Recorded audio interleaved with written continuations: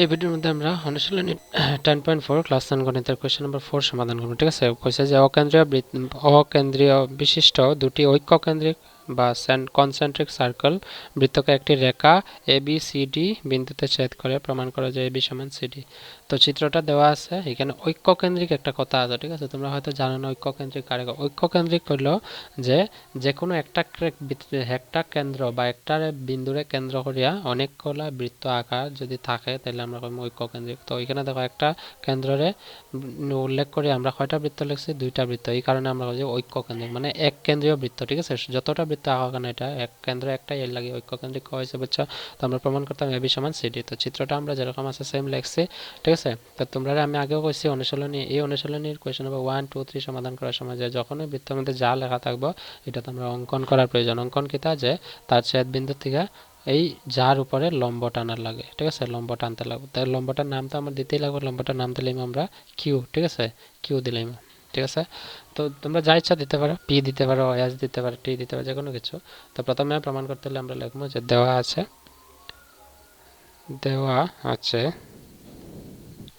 যে বৃত্তটার নাম কিতা। বৃত্ত যেহেতু দুইটা আছে, দুইটার নাম তো দিতে লাগবে। তো বৃত্তর ইংলিশে তো কিতা হয় সার্কল, CIRCLE সার্কল। তো সার্কলের সি দিলাই। ঠিক আছে, বড় বৃত্তটার আমরা দিলাম C2 আর ছোট বৃত্তটার দিলাম C1। ঠিক আছে, C1। ঠিক আছে, তো আমি ছোট বৃত্তটা যখন বুঝাইব C1 কইম, আর যখন বড় বৃত্তটা বুঝাইব C2। তো এখানে লিখবো যে C1 এবং C2 বৃত্ত দুটির কেন্দ্র লিখবো ও। এই কেন্দ্রটার নাম দিলাম আমরা ও। ঠিক আছে, তোমরা নামকরণ দেওয়া কথা। তো ও লিখছি। ঠিক আছে, তো এখানে এখানে কিতা আছে, একটা রেখা আছে। ঠিক না, তো এই রেখাটা আমরা লিখবো যে যার বা যেখানে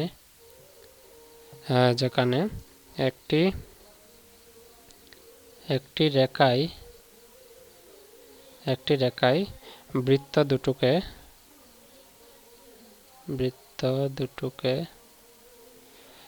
এ কমা বি কমা সি এবং ডি, এখানে লিখবো এ কমা বি কমা সি এবং ডি বিন্দুতে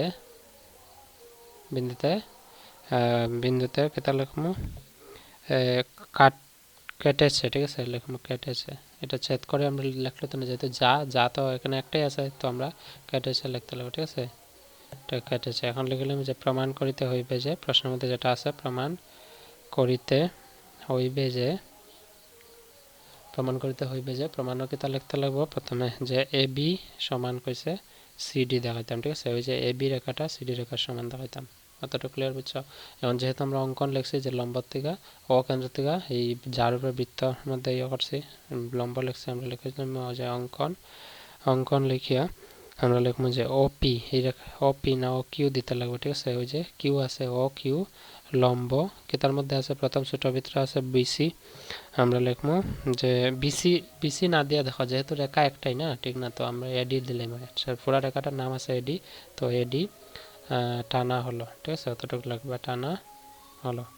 ঠিক আছে, এখন আমরা করলাম প্রমাণ।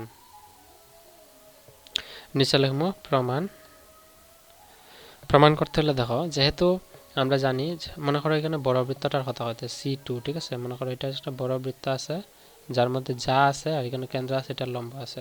তো আমরা জানি যে যখন বৃত্ত যার মধ্যে লম্ব টানা হয়, তো বৃত্ত যাটা কি সমান 2 খণ্ডে, অর্থাৎ এই অংশটা সমান 2 খণ্ডে ভাগ করে।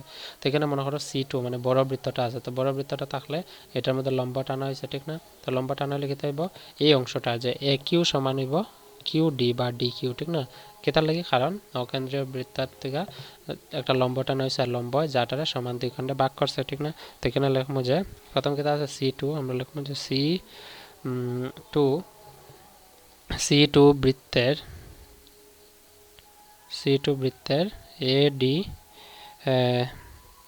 যা এডিটার নাম কেতে হইব যা, যে C2 মানে বড় বৃত্তটার মধ্যে যাটার নাম কেতে হইব এডি, সম্পূর্ণটা লইয়া হইব। ঠিক আছে, এডি যা এবং লিখবো ও কিউ লম্ব আছে এডির মধ্যে কিতা আছে, এডি রেখার মধ্যে ও কিউ লম্ব। তো লম্ব কিতা করছে, সমান 2 ভাগে ভাগ করবো। ঠিক না, তো অতএব দিয়ে লিখলাম যে এপি এ কিউ, ওই যে এ কিউ সমান ডি কিউ লিখবো, কি ডি কিউ বা কিউ ডি লিখতে পারো, তো আমরা লিখলাম যে ডি কিউ।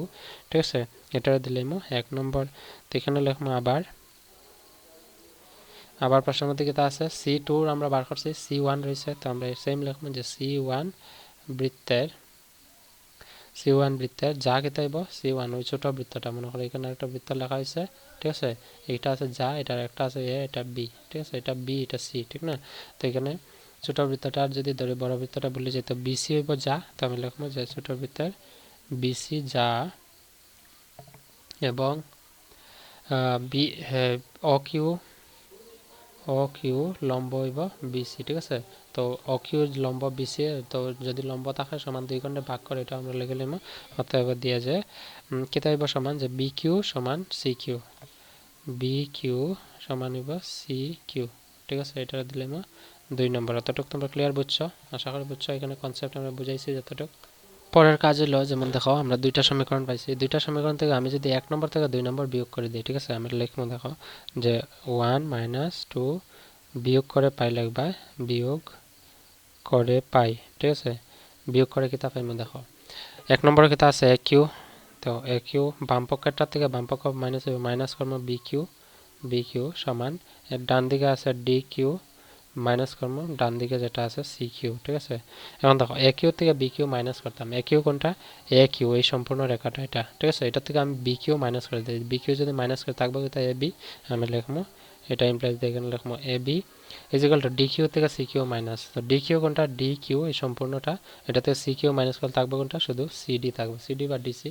তো এখানে লিখলাম যে সি ডি। তো প্রশ্নের মধ্যে কইছিল প্রমাণ করতাম এ বি সমান সি ডি, যেটা আমরা প্রমাণ করে লইছি। দেখো যে এ বি সমান সি ডি, এটা লিখবো পি আর ও বি ডি প্রুভড। বোঝা গেছে আশা করি। তো কোয়েশ্চেন নাম্বার 4 এর সমাধান হয়ে গেছে। কোয়েশ্চেন নাম্বার 5 এর সমাধান ভিডিও ডেসক্রিপশনে লিংক আছে, যেহেতু এই অনুশীলনের মধ্যে মোট 6টা প্রশ্ন আছে, ঠিক না? তো বাকি দুইটার সমাধান ভিডিও ডেসক্রিপশন লিংক আছে, তোমরা দেখে লও। So that's all for today, see you in the next video. Until then keep watching, keep sharing and take care, by.